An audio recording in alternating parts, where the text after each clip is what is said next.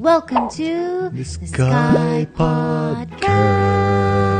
Exclusive on Spotify. Hidden door. Our topic for today, love, is saying, I told you so. Hate mo yun, di ba?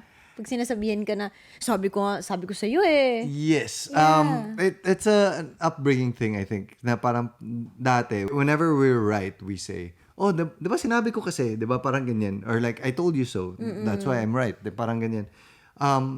And parang pet peeve ko yan in a way na parang it doesn't benefit anyone when you say, I told you so. Sometimes kasi it's an itch that we need to say it. You know what I Yes. mean? Like, kunyari, let's just say, this whole time I've been telling Slater to, let's say, eat healthy. Let's just say, like, love, stop eating that. It's so unhealthy. Stop eating that.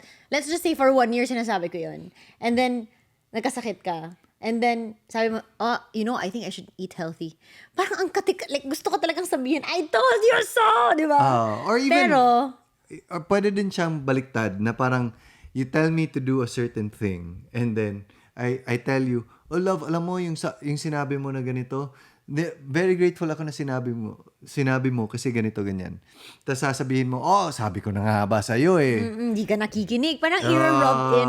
There's that, I think, human nature na gusto mo i-validate yung sarili mo. It's an ego thing. Yeah, like you wanna pat yourself on the back. Like, I called it first. Alam mo yun? Yes. Pero what you're trying to say is that doesn't benefit anyone because yes, it makes you feel good. Pero yung nasabihan mo, it just makes that person feel bad. Yes. It strokes your own ego. The whole point where we're talking about this is that there was a dinner once where we were talking about sa trabaho. And parang there are a lot of things a lot of decisions that has to happen when it comes to mga negosyo, trabaho. Let's say, for example, you're building a house. Ang daming mga maliliit na bagay na you can decide and you can be right on. And you can also be wrong. Yeah. So parang, gusto ko yung kulay red or gusto ko yung kulay black. Parang pag sinabi kong sabihin natin, oy, tama ka pala, better black kaysa sa red. Tapos sasabihan ka ng kasama mo na, uy, sabi ko na nga ba sa'yo dapat black talaga eh. Not just when it comes to houses or work, Anything. like anything in life, you know? Anything because in life. we make so many decisions. Like 1 million decisions in a day. You're bound to be right about some things and bound to be wrong about some things. Yes. So, ayaw naman natin na every time we're wrong, somebody tells us, That I you're wrong. called it, mali ka. In the end, ayaw mo na lang gumawa ng any decision because you don't want to be called out for it. And that's me now. Because when I was younger, every single thing, I was always constantly told, I told you.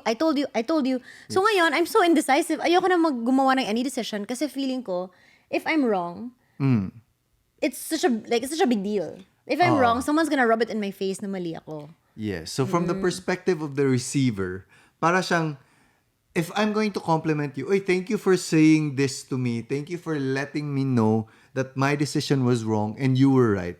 Diba? Pag sinabi ko sa'yo yun, parang minamaliit mo yung pag-compliment ko sa'yo because sinasabi mo na, I told you so. Oo. Sabi ko na nga ba sa'yo Hindi ka kasi nakikinig. makikinig. Oo. Or even if hindi mo sasabihin, hindi ka makikinig. So, sinasabi mo lang na, sabi ko na nga ba sa'yo kasi this and that and that. Parang mas in-explain mo palalo. Total, mas parang nawawala yung value and it becomes rub it in your face, look at me, I'm right kind of thing. Yes, exactly. It becomes about you instead of Yes. about the person saying, "Uy, thank you."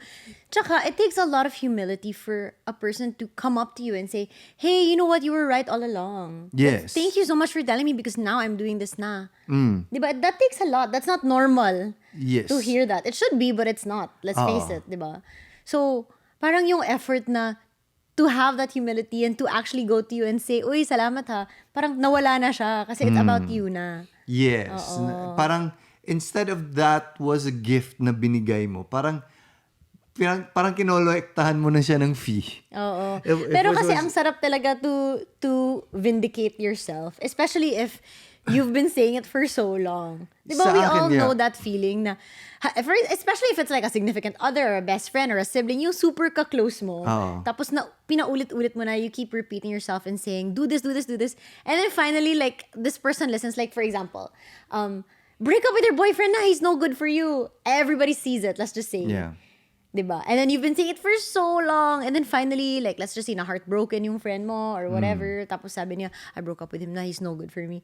Ang sarap kasi talaga sabihin, sabi ko na nga ba sa'yo?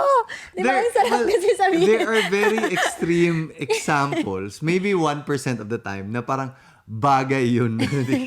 I told you. Ganun yung feeling. Sabi ko na nga ba sa'yo eh. Parang, oo. Pero parang, yun naman talaga, it depends on the intention. The intention, if the intention is to let her know that parang that guy is really bad for you. It's not a stroke of the ego na parang, oh, tama ako, sinabi ko sa'yo eh. Di ba? Parang iba yung labas. If you guys want to hear the full episode, you can Check us out on Spotify. Spotify. It's free, guys. It's free. See you there. Skypodcast. Skypodcast.